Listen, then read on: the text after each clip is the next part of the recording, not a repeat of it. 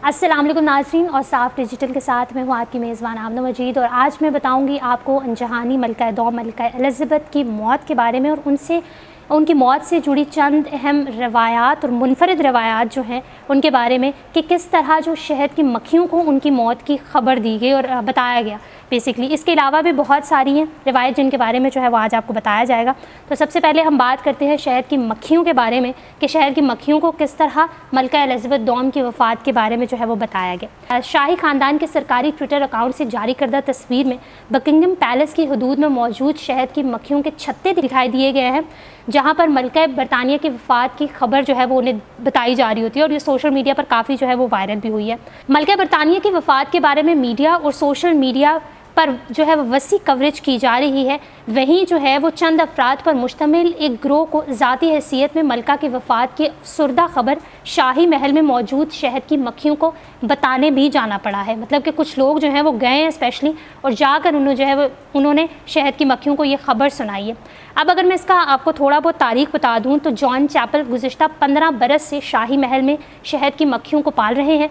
उन्होंने जो है वो मीडिया से ऑफ कोर्स बात की और उन्होंने बताया कि वो बकिंगम पैलेस में जो है वो शहज़ादा चार्ल्स की बतौर वेल्स सरकारी रिहाइशगाह पर मौजूद और वहाँ पे उस हदूद में मौजूद शाही ख़ानदान की शहद की मक्खियों को ये अफसरदा खबर सुनाने वाले वही हैं और वही सुनाते हैं। और ये एक पुरानी रवायत है जिसको जो है वो बरकरार रखा गया इस दफ़ा भी और उन्हें बताया गया है। बरतानिया के डेली मेल अखबार को दिए गए एक इंटरव्यू में चैपल ने बताया कि उन्होंने शाही महल में मौजूद शहद की मक्खियों से ये भी कहा कि वो नए बादशाह के साथ अच्छा सलूक करें।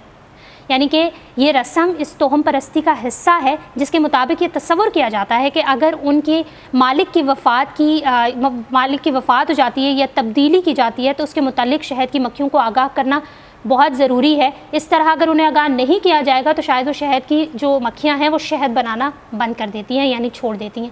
ये जो अगर मैं बड़ी हैरान कुन एक चीज़ है और लेकिन ये एक रवायत है जिसको उन्होंने बरकरार रखा और अभी तक जो है वो ये चल रही है। और इसी तरह मलका एलिज़ाबेथ दौम की भी वफ़ात की खबर जो है वो उन्हें सुनाई गई थी। नाज़रीन, ये तो थी शहद की मक्खियों की मुनफरिद रवायत। और दूसरी अगर मैं आपको बताती चलूँ तो बादशाह 2 बार सालगिरह मनाते हैं, यानी साल में एक दफ़ा जो है वो एक आम आदमी सालगिरह मनाता है, लेकिन शाही ख़ानदान में जो बादशाह होता है वो 2 दफ़ा सालगिरह मनाता है। अब बादशाह चार्ल्स सौम शाही शान व शौकत से मुतल्लिक जो अहम फ़ैसले करेंगे उनमें से काफ़ी ज़ाती नौइयत का ये भी है कि उनका जन्मदिन की तकरीबात साल में 2 दिन होंगी, एक दिन नहीं होगी। मलका एलिज़ाबेथ दौम 2 मरतबा जन्मदिन की तकरीबात मनाती थी, एक 21 अप्रैल को जब वो पैदा हुई थी और दूसरी मरतबा मलका बरतानिया अपने जन्मदिन की सरकारी तकरीबात जून के दूसरे सेंचर के दिन मनाती थी, जिसमें परेड हुआ करती थी और इसे ट्रॉपिंग दी कलर भी कहा जाता है। अब देखते हैं कि जो शहज़ादा सौम है प्रिंस चार्ल्स वो जो है वो किस तरह अपनी सालगिरह मनाते हैं, साल में एक दफ़ा मनाते हैं या साल में 2 दफ़ा ही मनाते हैं। इसी तरह जो तीसरी मुनफरिद रिवायत है वो है घोड़ों की जगह अफरादी क़ुव्वत का इस्तेमाल करना। इसकी तारीख भी कुछ इस तरह है कि सन 1901 के बाद बरतानिया में शाही जनाजों में गन गरज पर रखे गए शाही हुक्मरान के ताबूत को रॉयल नेवी के गार्ड्स खींचते थे। घोड़ों की जगह अफरादी क़ुव्वत का ये इंतखाब मालूम हो सकता है किसी को इसकी कोई ख़ास जो है वो हिस्ट्री तो मालूम नहीं, लेकिन एक रिवायत जो ये है कि 1901 में मलका विक्टोरिया के जनाजे के दौरान ये रिवायत जो थी वो शुरू की गई थी।